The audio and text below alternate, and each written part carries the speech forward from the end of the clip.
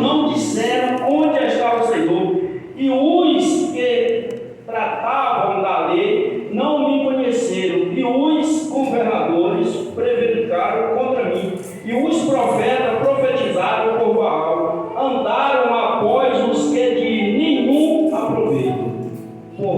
Portanto, ainda contenderei convosco, diz o Senhor, até com os filhos de vossos filhos contenderei. 10. Pois passei as ilhas de Querim, e vides, e enviai a Quedar, e atentai bem, vede se jamais sucedeu coisa semelhante. Acaso trocou alguma nação os seus deuses, que contudo não são deuses, mas o meu povo trocou a sua glória por aquilo que é de nenhum aproveito. Espantai-vos disso, ó céus, horrorizai-vos, ficai verdadeiramente desolados, diz o Senhor. Porque o meu povo fez duas maldades, a mim e me deixaram um manancial de água viva, e cavaram para si cisternas rotas, que não retêm água. Pode ser lá, pode ser lá.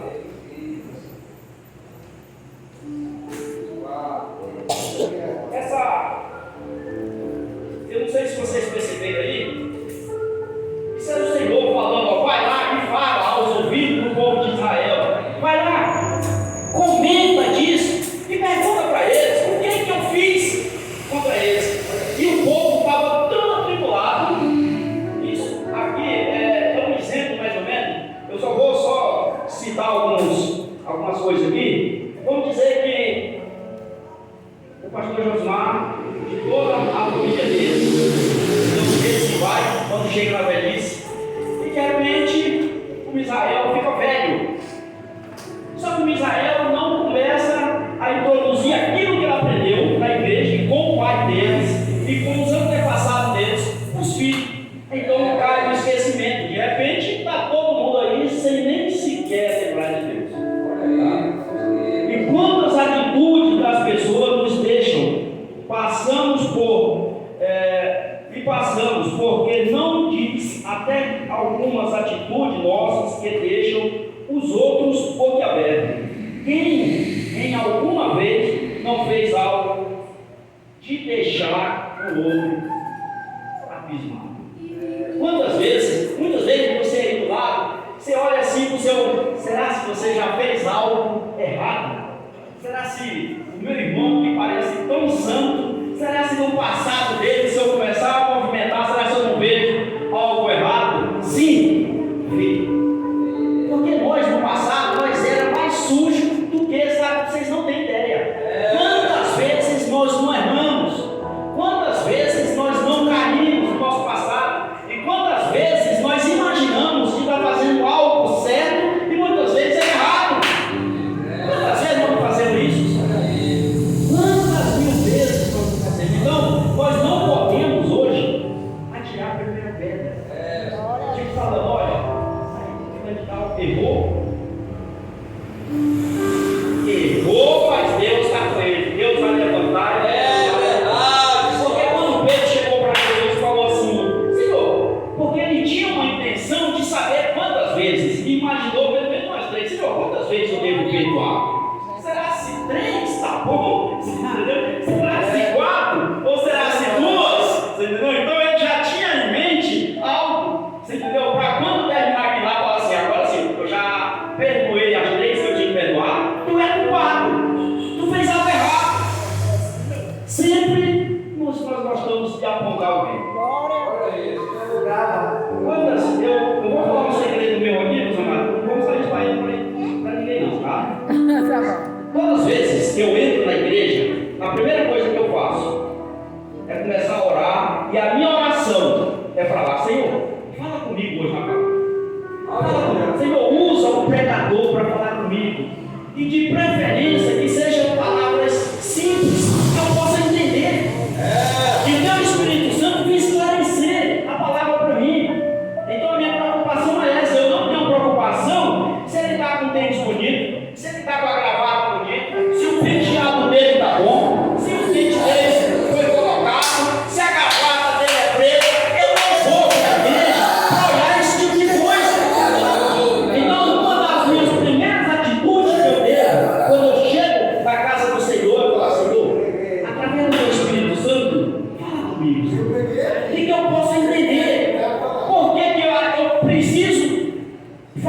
eu posso entender, porque muitas vezes eu entendo e falo assim, É verdade. deve ter sido para outra pessoa. Então eu começo ainda a imaginar que não foi para mim. Então por isso que eu peço que sejam palavras simples que eu venha entender. E o Senhor sempre fala.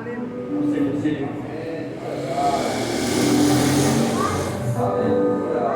Então quantas vezes que a gente erra, que atira a primeira pedra, basta olharmos fielmente para o que já fomos. Talvez você possa me contestar, talvez você possa até dizer, bom, eu fui bonzinho, não quero parecer aqui sacrilégio, mas quantas vezes nós erramos no nosso passado? Quantas vezes nós erramos na caminhada com Cristo? Quantas vezes? E aqui eu escolhi hoje 3 pontos para a gente pensar. O primeiro a primeira atitude não dá para esquecer. A primeira atitude não dá para esquecer. E o tema que eu trouxe hoje aqui, para a gente também está entendendo, atitude que desagrada a Deus. Muitas vezes na nossa atitude, pastor Josmar, a gente pensa que só está magoando o nosso vizinho, o nosso cônjuge, o nosso filho ou a nossa filha, e a gente jamais começa a imaginar que as nossas atitudes vão estar agradando a Deus também. É verdade, Deus. Então o primeiro ponto aqui a primeira atitude não dá para esquecer. As primeiras palavras do capítulo mostram que Deus salvou os primeiros dias de relacionamento. Eu me lembro de sua fidelidade quando você era jovem, como noiva. Você me amava e me seguia pelo deserto. Isso aqui é o Senhor relembrando ele aqui. Isso nos primeiros capítulos. Muito tempo de namoro, o noivado, mesmo coisas que dá saudade. Deus fez Israel como a noiva que o seguia no deserto quando ele a libertou do Egito. Mesmo que no deserto não se semelhava a Israel, se tornou as primícias, os primeiros frutos de uma grande colheita. Algumas nações vizinhas tentaram, por todas as histórias, saquear a colheita de Deus. E a palavra de Deus fala, pastor Osmar, quando Deus vem falar que a noiva é as primícias dos seus olhos. Quem é casado aqui? Todos são casados? Tem poucos solteiros aqui. Então, quando quem lembra quando você era jovem e foi casado de novo? A nossa esposa, muitas vezes, a gente chega em casa e aí ela chega assim pra gente, quem é casado sabe disso, não estou aqui mentindo, faz tudo para nos agradar, porque é o primeiro relacionamento, sabe? A gente está se conhecendo, a gente está ainda se amando, a gente está andando junto, a gente vai para o cinema, ela vai junto, a gente vai, quando era do mundo, se a gente ia no barzinho, ela ia também, se a gente vai no mercado, ela ia também. Então, os dois se tornam um. E aqui, quando Deus vem falar, lembra de quando você era jovem, lembra que quando você me seguia no deserto, e aí Deus faz outra crítica e outra lembrança ainda para ele. Israel, tu era a primícia dos meus olhos. E aquele que se atrevia a tocar nas primícias do Senhor, ele relata, era pesado. Aí o que Deus está falando aqui, meus irmãos? Ele está falando quando o povo estava naquele mutirão. Eu imagino que, vamos dizer que seria uma fila de pessoas, talvez monstruosa, até chegar, vamos dizer que até chegar em Jundiaí. Porque a palavra de Deus fala que era muita gente. Naqueles períodos, não deveria ter caminhos largos igual existe hoje. Então vamos falar que o volume de pessoas que ficavam para trás, porque a fila era grande. Então quem ia na frente era Moisés. E todo Jesus. E quem atacava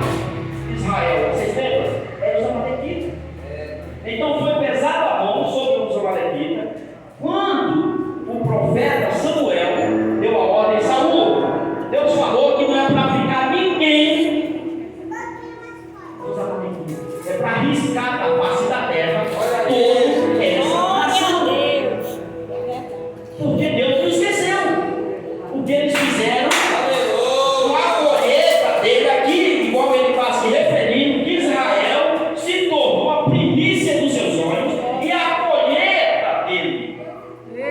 Porque crescia, o pessoal ali estava luz, o pessoal ali não crescia, seus filhos cresciam, e ali as mulheres ganhavam bebê, e aqueles bebês iam crescendo, então ia aumentando. Olha isso. E todo esse pessoal era visto saqueando como um saqueador da colheita de Deus.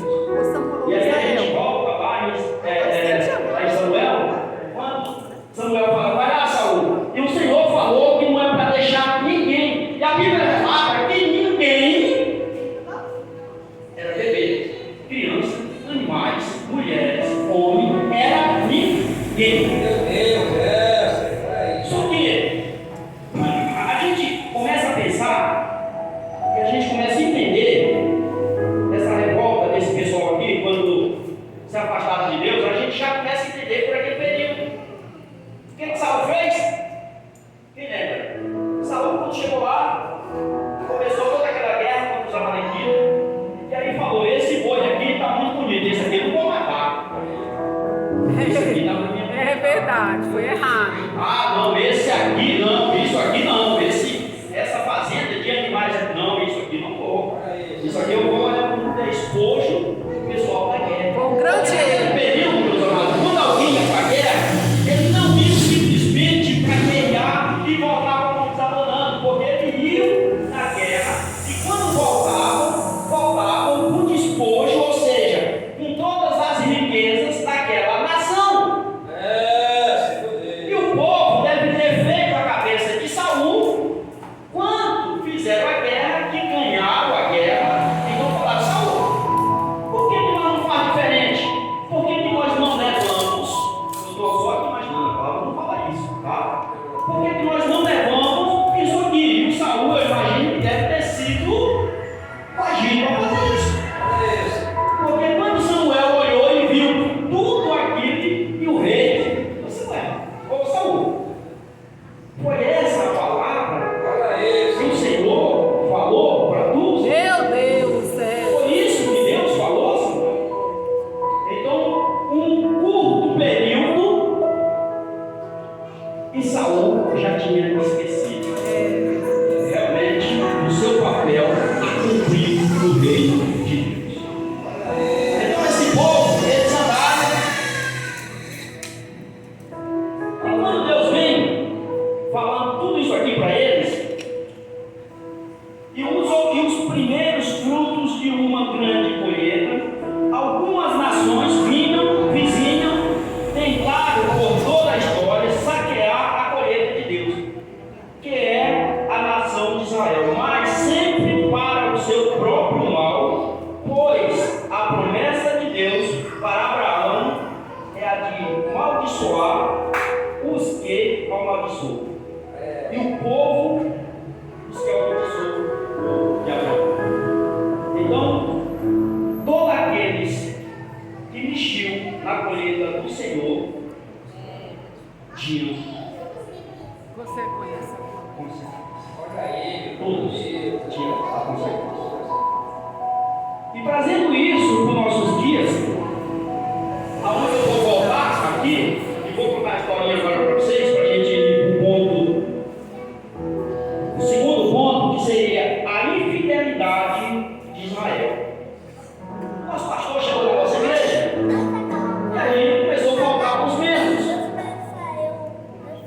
E aí ele falou assim: vamos visitar a casa de fulano de tal. Eu falei: vamos. Chegou lá, sentamos na visita, e a gente falou: irmã, por que você está sumida da igreja? Ela falou: eu tenho muita vontade aqui, sinceramente, do fundo do meu coração, mas o meu marido não permite. Quando eu volto, é uma confusão tremenda aqui dentro de casa. Então eu prefiro não ir. Isso é real que eu estou falando para você.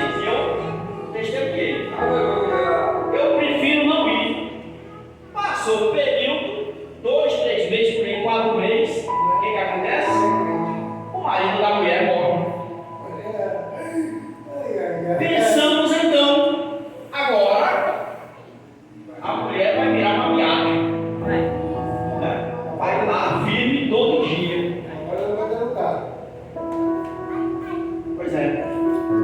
Ela já estava livre do marido, e aí começou a namorar com o caminhoneiro, e aí teve espaço para lá, mas o caminhoneiro é o resto da vida e nunca mais apareceu na igreja.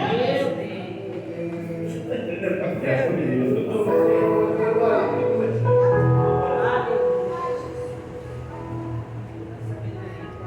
E aí você volta para aqui, aí vocês começam a pensar. São famílias destruídas, famílias sem base nenhuma, família, você entendeu?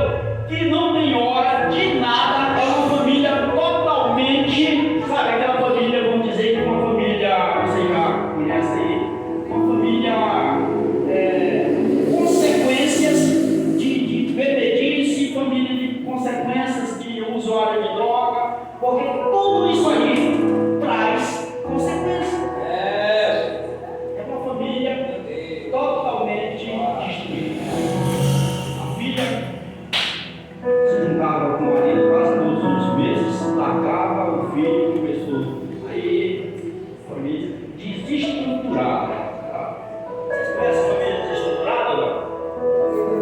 Família desestruturada é aquela família que não tem hora de almoço, não tem hora de jantar, não tem hora de dormir, não tem hora de café da manhã, não tem hora de tomar um banho. Quando é 4 horas da manhã tem gente tomando banho, 5 horas da manhã tem gente mexendo nas panelas, quando é meio-dia tem gente fazendo café para tomar porque acordou aquela hora. É uma família desestruturada. É isso, são famílias que você chega lá bem cedo, pensando que é o café da manhã, já tem gente que já está almoçando. Então família desestruturada é assim. O pai fala, a voz do pai não é nada, a mãe principalmente nada. São famílias que quando o filho vem falar para o pai, ou vai falar para a mãe, ou a mãe vem falar algo do filho, ou o filho fala assim, o pai vai falar assim para o filho: meu filho, hoje eu quero que você me ajude a colocar esse metro de areia aqui dentro. Aí o filho vai falar assim: mãe, fala para o pai que eu não vou fazer isso não. Aí a mãe vai falar assim: meu filho vai fazer isso não, porque você não faz sozinho? Uma família estruturada é assim. Família estruturada é aquela família que quando fala assim: levanta, moleque, e vai ajudar o teu pai, que ele está lá sozinho se matando. Se tu não levantar daqui a 10 minutos, eu vou voltar aqui de novo.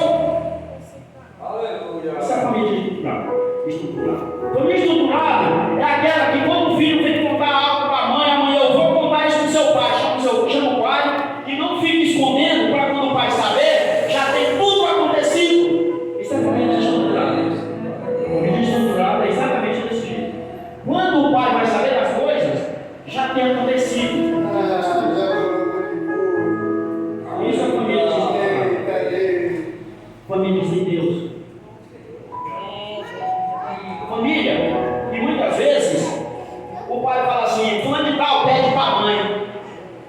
Ô Maria, pede para o Francisco me ajudar, porque não tem voz ativa em casa. Aí a mãe olha para o filho e falou: não, hoje ele não quer não, por que você não faz isso aí sozinho? Fica explorando o menino. Enquanto isso, o moleque pega uma pipa, vai para o campo, ou fica no videogame, e o pai lá sentando na pedalinha, fazendo um piso, porque não tem estrutura do casal. Eita, Jesus. Não tem estrutura do casal. Então hoje, varão, você como varão de Deus, a sua casa precisa ser estruturada. Aleluia. Eu tenho um irmão lá na igreja, lá, o irmão mandou, todo mundo conhece aqui. Chegou para mim e falou assim: irmão Juarez, vamos fazer um culto lá em casa? Eu falei: vamos, pai. Mas, a respeito de quê? Estou desconfiando que Jesus não está lá em casa. Eu falei: como assim? É uma confusão terrível entre eu e os meus filhos.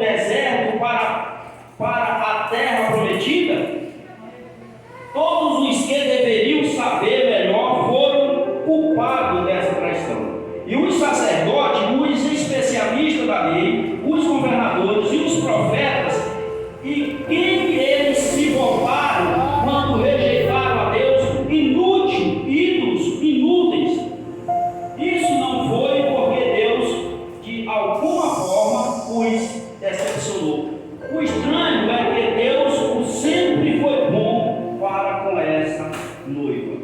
Olha aí. Mas os profetas daquele período começaram a profetizar por baixo. E os especialistas na lei não informaram que existia um Deus todo-poderoso, um Deus bom, um Deus libertador. Aleluia. Os que eram para guardar a lei não foram informados.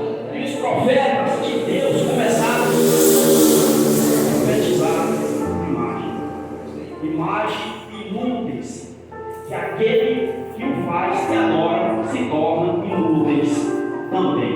Olha aí. Não só a imagem, mas aquele que o adora se torna inúteis também. Glória a Deus. Aleluia, Deus. Essa seara que é Israel é rejeitada pelo povo, pois se torna idólatra, anulando o seu próprio bom senso. Não chegaram nem a perguntar onde estava esse Deus que libertou o povo da escravidão, mas simplesmente se desviaram dele, como se ele tivesse abandonado. O Senhor, além de não ter abandonado o povo de Israel, ainda colocou numa terra fértil, cheia de bênção.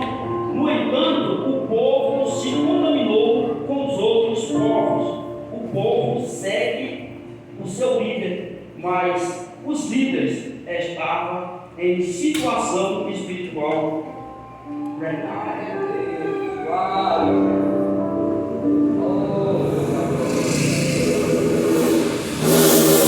Dá uma olhada esses dias aí no TikTok.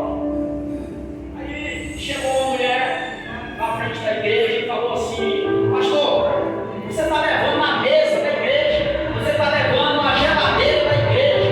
O pastor tal vai assumir a igreja agora, e tudo que vai lá é meu. Aí a moça falou: como assim? Não é da igreja? É a igreja, não é de Cristo? Ou seja, você nos vendeu para o pastor. E ele lá falou assim: eu vou orar por a sua vida, irmão, porque tudo que tinha lá era meu, eu posso tirar. Então, são cegos guiados por cegos. São pessoas sem entendimento guiando alguém sem entendimento.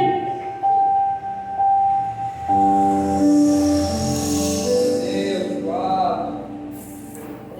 Porque os especialistas da lei e o povo nem sequer tiveram a curiosidade como nós saímos da escravidão e quem nos libertou, como nós chegamos nessa terra. Olha aí. E quando chegaram na terra, o Senhor que fala que a primeira coisa que eles fizeram, muitos deles, foi contaminar